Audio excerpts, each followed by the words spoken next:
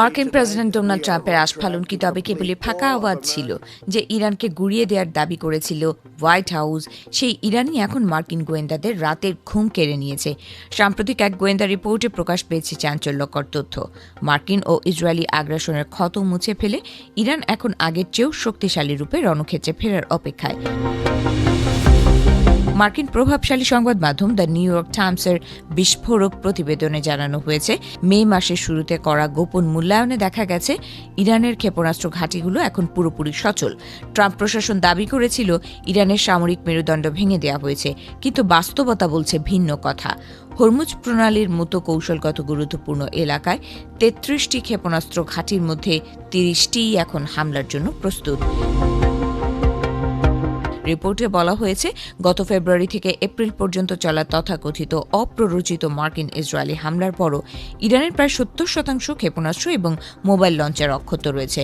অর্থাৎ শত চেষ্টার পরও তেহরানের মূল অস্ত্র ভাণ্ডারে বড় কোনো চির ধরাতে পারেনি পেন্টাগন। বরং ভূগর্ভস্থ ক্ষেপণাস্ত্র গুদামগুলোর ৯০%ই এখন আংশিক বা পূর্ণাঙ্গ কার্যক্ষম। এদিকে এই গোয়েন্দা রিপোর্ট সামনে আসার পর রীতিমতো রক্ষণাত্মক অবস্থানে চলে গেছে ওয়াশিংটন। হোয়াইট হাউসের মুখপাত্র অলিভিয়া ওয়ালস ক্ষোভ ঝেড়ে বলেছেন, যারা মনে করছে ইরান তার সামরিক সক্ষমতা ফিরে পেয়েছে তারা হয় বিভ্রান্ত, নয়তো আইআরজিসির মুখপাত্র হিসেবে কাজ করছে।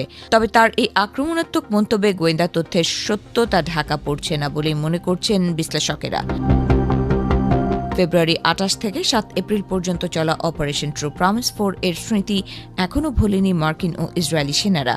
অন্তত ১০০টি ঢেউয়ে তেহরান যেভাবে একের পর এক নির্ভুল নিশানায় হামলা চালিয়েছিল তা আধুনিক যুদ্ধবিদ্যার ইতিহাসে বিরল।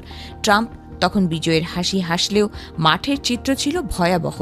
ইরানের aerospace forces commander brigadier general Majid Musavi হুঙ্কার দিয়ে জানিয়েছেন, যুদ্ধবিরতির এই সময় তাদের ক্ষেপণাস্ত্র ও ড্রোন তৈরির গতি আগের চেয়ে বহুগুণ বেড়েছে। অর্থাৎ ধ্বংস করার বদলে ইরান যেন নতুন করে অস্ত্রসজ্জার সুযোগ করে দেয়া হয়েছে। তার দাবি অনুযায়ী মার্কিন যুদ্ধ জাহাজগুলো এখন ইরানি ক্ষেপণাস্ত্রের লক অন রেঞ্জের ভেতরেই রয়েছে। মুসাভি আরও স্পষ্ট করে দিয়েছেন, পারস্য উপসাগরে থাকা শত্রু জাহাজ এবং মার্কিন ঘাঁটিগুলোর ওপর ইরানের অত্যাধুনিক ড্রোন ও মিসাইলগুলো তাক করা আছে। এখন কেবল সর্বোচ্চ নেতার নির্দেশের অপেক্ষা। যে কোনো মুহূর্তে চূড়ান্ত আঘাত হানতে ইরান যে মানসিকভাবে এবং সামরিকভাবে প্রস্তুত তা এখন পেন্টাগনের নিজের নথিতেই স্বীকৃত। পুরনো ঘটনা প্রবাহ বিশ্লেষণ করলে দেখা যায়, ডোনাল্ড ট্রাম্প যখন বিজয়ের উৎসবে মত্ত তখন তেহরান নীরবে তাদের ক্ষত সারিয়ে নিয়েছে। মার্কিন গোয়েন্দাদের এই রিপোর্ট কেবল ইরানের সক্ষমতা নয়, বরং মধ্যপ্রাচ্যে মার্কিন গোয়েন্দা ও সামরিক কৌশলের ব্যর্থতাকেও আঙুল দিয়ে দেখিয়ে দিচ্ছে।